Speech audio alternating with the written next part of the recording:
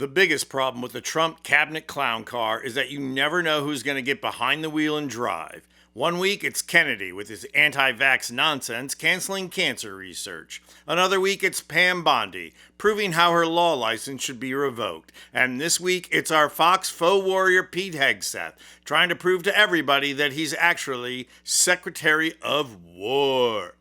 Hegseth pulled a move so stunningly stupid it is endangering the safety of this country. And as the following video clips show, that's not me saying it's staggeringly dangerous. It's one of several Army generals. They are warning America that Hegseth is risking our national security just to prove that A, he's in charge, and that B, he's going to make a man out of our military.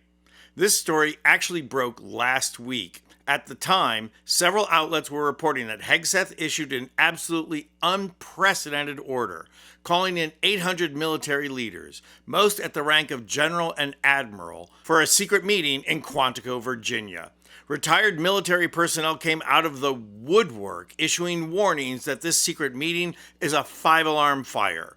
Retired Lieutenant General Mark Hertling was one of them. He went on MSNBC to call out the danger this meeting constitutes. Watch. General, I'll start with you. First of all, how unusual is this in your experience, and what do you suspect is going on here? Yeah, Willie, if this is usual and this is unusual, we're way out in terms of unusual in this one. It is never, that I know of, ever occurred in the history of the military where everyone is brought in. But I've never seen anything like this before, and it just seems extremely bizarre and strange. So as it turns out, extremely bizarre and strange is just sugarcoating it, because when pressed, Hertling also had this to say. General, let me just ask you strategically, how stupidly dangerous is this?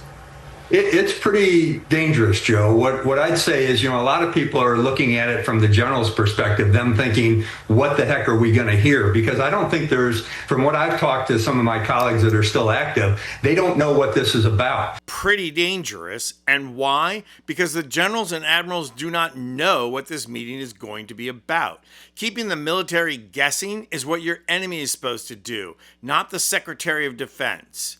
But what Hertling says next about security is even worse. But the problem is, when you move that many general officers to Washington, it's not just the generals that are concerned. I would suggest that both our allies and our foes are thinking to themselves, what the hell is going on in Washington? And now the news is breaking that Hegseth is taking this staggering risk just to put on a dog and pony show. Hegseth is calling these leaders in so he can do a 30-minute pep talk on building warrior culture. He's going to tell generals that he wants them to cut their flab and get into shape, to shave off beards and cut their hair. He wants them doing push-ups and getting rid of anyone who's not in shape. So, okay, where do you begin with the stupidity or the hypocrisy? Because in terms of hypocrisy, the Secretary of War can't even do one chin-up. But the stupidity of it is massive. First, it could send the pep talk to them on video, reducing the cost of this dog and pony show. Reports are already out that Quantico is not prepared for this and doesn't have enough time to stage it. Second, there are unprecedented risk factors.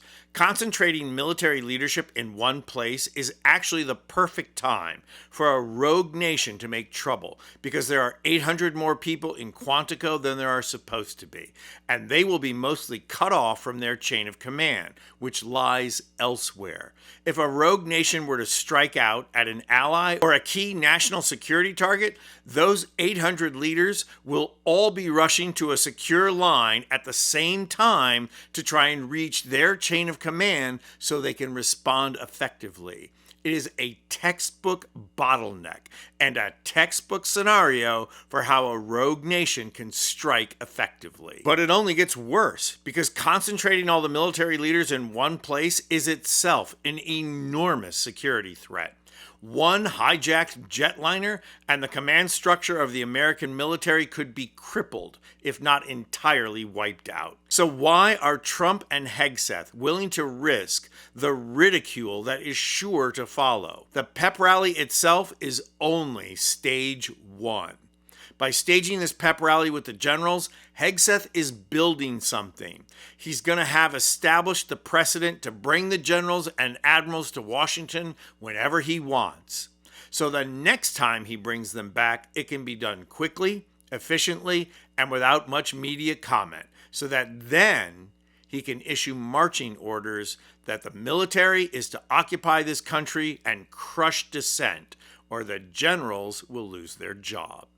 It's going to be that simple. Think that sounds like hyperbole? Well, consider this. There is absolutely nothing about the Trump administration or Republicans in Congress that makes such a scenario unreasonable or hyperbolic. Everything we warned about in the campaign has happened, and there is nothing this administration has done that has caused Republican lawmakers to want to put the brakes on. So it's a clown car next week, folks, but make no mistake about it. The midterms are rolling around, and when they do, Trump and Hegseth are preparing for a military takeover to stop the blue tsunami that is coming. I'm Anthony Vincent Gallo for Occupy Democrats.